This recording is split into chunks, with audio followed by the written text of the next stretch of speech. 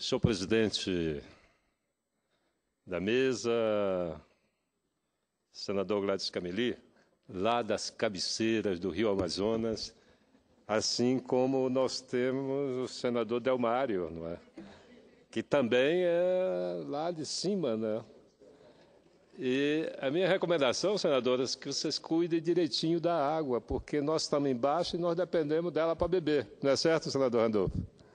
Então, nós temos um compromisso, os que moram nas cabeceiras do rio, os que moram ao longo do curso do rio e os que moram na foz, de preservar a biodiversidade da nossa região e do nosso país. Que, aliás, o Brasil é uma potência ambiental, mas cuida mal das suas riquezas. Como cuida mal da sua riqueza? E esse descuido do Brasil com a sua riqueza vem desde o Brasil colônia, não é? Infelizmente. Mas, senhor presidente, submetemos ao Senado Federal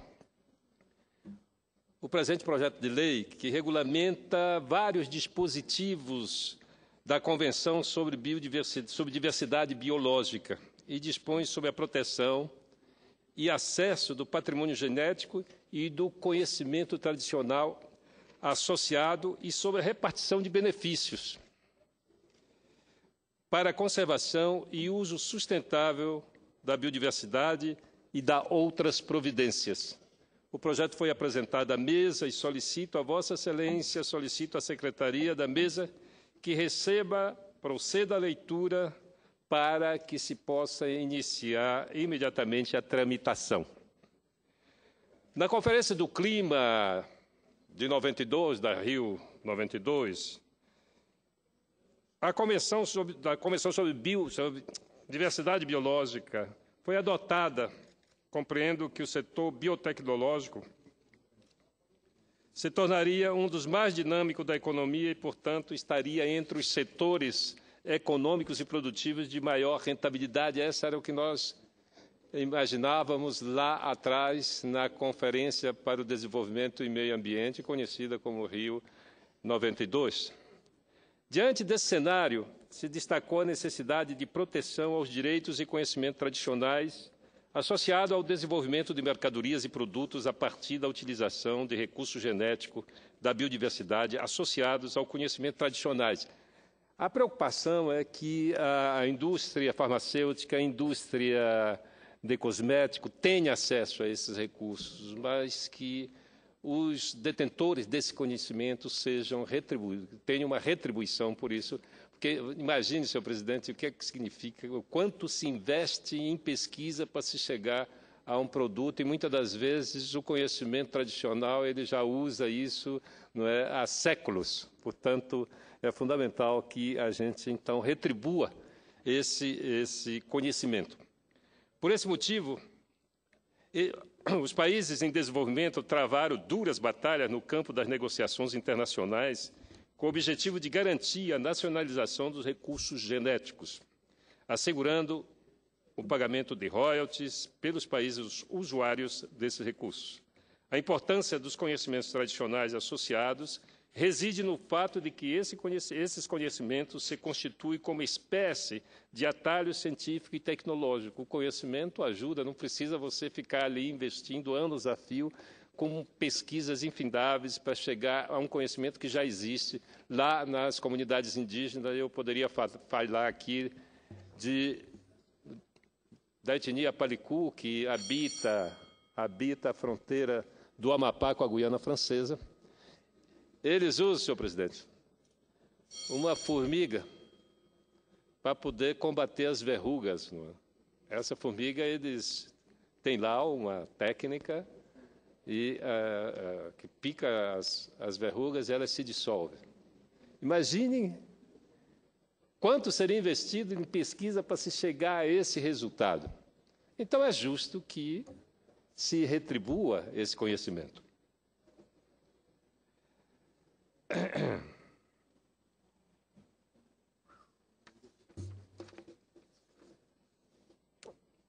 Está falando do atalho científico e tecnológicos utilizado pela grande indústria de base biotecnológica na concepção, produção e comercialização de mercadorias e produtos. Para a realização de aplicações específicas, a pesquisa biotecnológica da indústria precisaria executar uma prospecção de cerca de 10 mil moléculas, às vezes para chegar a um princípio científico, para identificar uma única molécula com potencial comercial. O conhecimento tradicional associado a recursos genéticos que detêm os povos indígenas, populações tradicionais e agricultores familiares, portanto, funciona como um atalho científico altamente especializado que fornece informações estratégicas altamente importantes sobre a biodiversidade, que são capazes de desenvolver uma série infinita de produtos a serem comercializados pela indústria da base biotecnológica, como a indústria cosmética, farmacêutica, por exemplo. O presente projeto avança na consolidação do marco regulatório iniciado com a Convenção sobre Diversidade Biológica, CDB, que foi ratificada pelo Congresso Nacional em 1994 e promulgada pelo Executivo por meio de Decreto 2519, de 16 de março de 1998. O texto estabelece a soberania dos países sobre seus recursos genéticos e sua autonomia para regular o acesso a tais recursos, mediante autorização prévia da autoridade nacional competente. Estabelece ainda que os países receptores e usuários de recursos genéticos de terceiros assegurariam a repartição justa e equitativa dos benefícios decorrentes de sua utilização econômica. É esse projeto que estamos apresentando. Respeita as regras inseridas pela CDB e pelo referido decreto para garantir que populações indígenas, povos tradicionais e agricultores tradicionais tenham, de fato, seus direitos garantidos. Em decorrência do fornecimento de micro-organismos brasileiros para outros países, sem a respectiva previsão de transferência de tecnologia e repartição dos benefícios resultantes do uso desses recursos, o governo brasileiro editou, em 29 de junho de 2000, a medida provisória número 2052. A norma supracitada sofreu sucessivas reedições até a superveniência da Emenda Constitucional número 32 de 2001, que veio a disciplinar o uso de medidas provisórias, dispensando de reedição as publicadas anteriormente a ela e fazendo com que estas perdessem o caráter provisório, até que fossem apreciadas definitivamente pelo Congresso Nacional.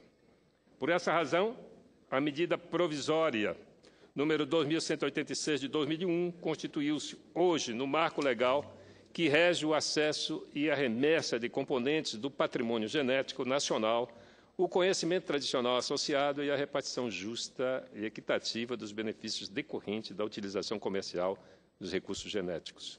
A legislação brasileira sobre o tema inovou ao adotar o termo patrimônio genético, entendido como a informação de origem genética contida em espécime vegetal, fúngico, microbiano ou animal, diferentemente do termo recurso genético adotado pela Convenção.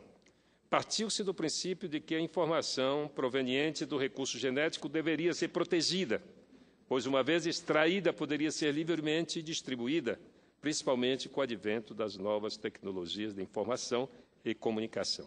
Assim, depois da retirada da informação, o recurso genético perderia a importância para o usuário, trazendo prejuízos ao provedor. Também foi instituído o Conselho de Gestão do Patrimônio Genético como autoridade competente para conceder as autorizações de acesso e remessa, além de analisar os contratos de repartição de benefício. O Conselho iniciou suas atividades em abril de 2003, constituindo-se em um órgão de caráter deliberativo e normativo. De acordo com o Decreto número 5.459 de 2005, os agentes públicos do Instituto Brasileiro de Meio Ambiente e dos Recursos Naturais Renováveis, o IBAMA, são autoridades competentes para a fiscalização das condutas e atividades lesivas ao patrimônio genético ou ao conhecimento tradicional associado. Em julho de 2010, foi criado o Núcleo Temporário de Combate ao Acesso Ilegal ao Patrimônio Genético e ao Conhecimento Tradicional, vinculado tecnicamente à Diretoria de Proteção Ambiental daquela autarquia. As ações fiscalizadoras desse núcleo resultaram em 498 autos de infração emitidos, sendo 54 advertências e 44 multas para empresas privadas instituto de pesquisas, universidades e pessoas físicas. O total das multas é de 220 milhões de reais. Constituiu-se, portanto, um quadro de alta relevância e gravidade em relação a esta temática.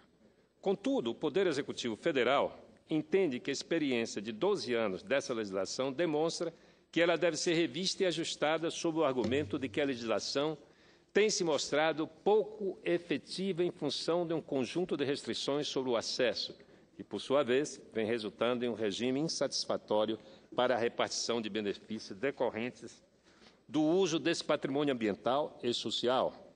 Entretanto, entendemos que existe uma grande fragilidade legal quanto à garantia da repartição dos benefícios pelo uso do recurso genético para as populações tradicionais, povos indígenas e agricultores familiares. O presente projeto considerou as demandas de distintos setores da sociedade afetos ao tema, priorizando a defesa do conhecimento tradicional, sem dificultar a pesquisa, que é fundamental, e objetivando alavancar a inovação tecnológica do setor produtivo e, ao mesmo tempo, gerar benefício para toda a sociedade e para os povos detentores dos conhecimentos utilizados. Por fim, esclarecemos que esta proposição, inspirada nos posicionamentos técnicos e institucionais manifestados pelas organizações ambientalistas que tratam do tema, contém mecanismos de proteção aos interesses nacionais e das comunidades detentoras do conhecimento tradicional, o que não está plenamente assegurado na redação do PL 7735 de 2014, de iniciativa do Governo, do Poder Executivo, aprovado na Câmara dos Deputados e a ser submetida a essa Casa. Eu acrescentaria que, nos anos 90, influenciado diretamente pela Convenção da Biodiversidade e pela ECO 92, o governo do Amapá, por iniciativa da deputada Janete Capiberibe, aprovou uma lei de acesso e proteção da biodiversidade que nos parece corresponder a essa equidade entre a indústria e aqueles detentores de conhecimento. Portanto, no projeto do Poder Executivo, a divergência nossa é pequena, apenas que no projeto do governo diz que as populações tradicionais poderão ter compensação pelos seus conhecimentos. Nós, então, estamos alterando, fazendo uma mudança para dizer que essa compensação será obrigatória. Então, não tem grande divergência, mas essa me parece, a lei tem que ser clara, concisa, para que não vá parar nos tribunais. Então, a lei garante e diz que direito à compensação pelos seus conhecimentos. Era isso, senhor presidente. Muito obrigado.